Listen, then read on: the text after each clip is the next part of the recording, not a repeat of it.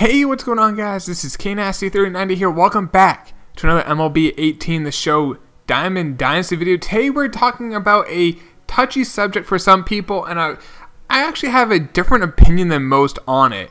And I wanted to explain why. And maybe that this may A, change your reason, or B, maybe rationalize why San Diego just did this. And I'm talking about pitch speeds. Now, you guys are probably well aware that pitch speeds in this year's game is slower than years past. And I'm not talking about the actual pitch. Like, Chris Sale still throws 96, 97, just like he did last year. But the time it takes to come into home plate for us to see as hitters is slower. The speed of the in-game ball moving in is slower.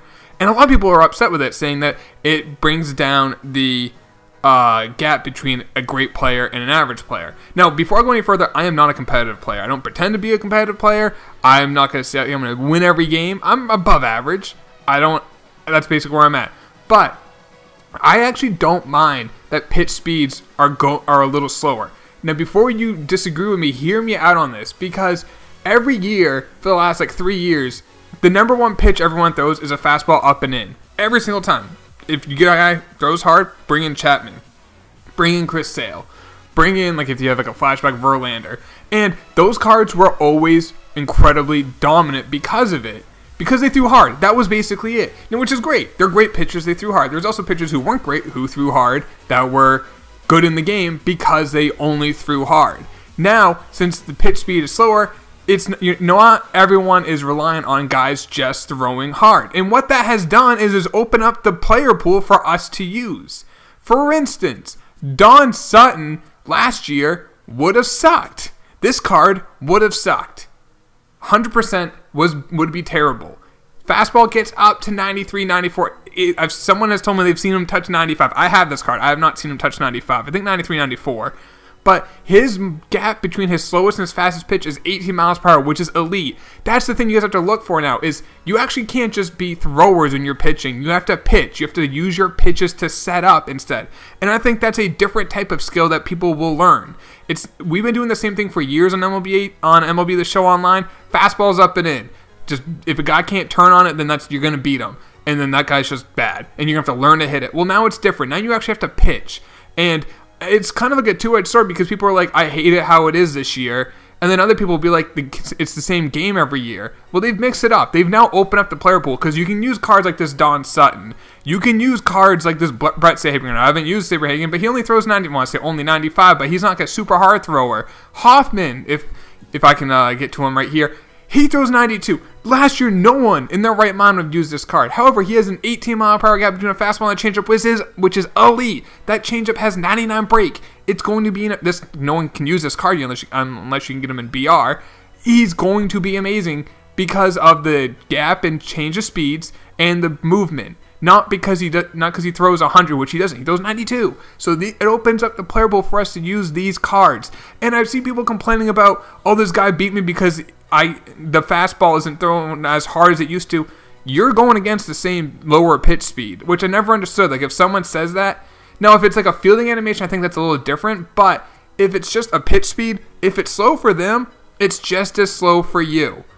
But there's so many new pitches you can use. Now, guys like Wagner can still be great because their slider is going to be filthy. If they have the movement on his slider is 99, so this card will still be good, and it still throws 100. I mean, it still helps to throw hard. Don't get me wrong. It's just not as vital. You can use a guy who throws 90, 91. You go through. There's one card that I didn't want to get, and then someone was telling me in one of my Twitch streams he's amazing. And I'm like, really? Because his card last year stunk. And he's like, yes, but his movement's so good. The card's great. And it's this Felix. Do you guys remember the 98 Felix last year? It was garbage. He didn't throw hard enough. And this year, he throws just as hard, because movement is more important this year than speed. This card's now good. Do you guys see what I'm trying to say? You can use new cards. It's not every year everyone uses the same 10 pitchers. That's what we've been doing the last couple of years. Find a guy who throws hard, you use him every year. Now you can use guys who rely more on movement, rely more on deceptiveness, on their type of pitches. It opens up the player pool, and I actually enjoy that. It makes the game more refreshing. Now, I also don't have a problem with them having a higher speed, because I do like having a higher speed in general. If all things equal, I would rather have it be higher than not, but I understand why they brought it down. And I think for at least a little bit, I don't have a problem with it being lower. Maybe like in July, if they want to like mix it up, bring it higher, great, because there's going to be more guys who throw hard by then, and maybe this opens up, there's still a lot of cards to use. But right now, Don Sutton is a usable card. Like, I have Don Sutton. Jack Morris is a usable card. He doesn't throw hard. Or he throws kind of hard, but not like 100, like other pitchers like Nolan Ryan, or, well, I was going to say Bob Gibson, or Seaver. You can find guys who don't throw hard, and they are definitely usable. Lee Smith throws, I think, like 97, 98, which is pretty hard.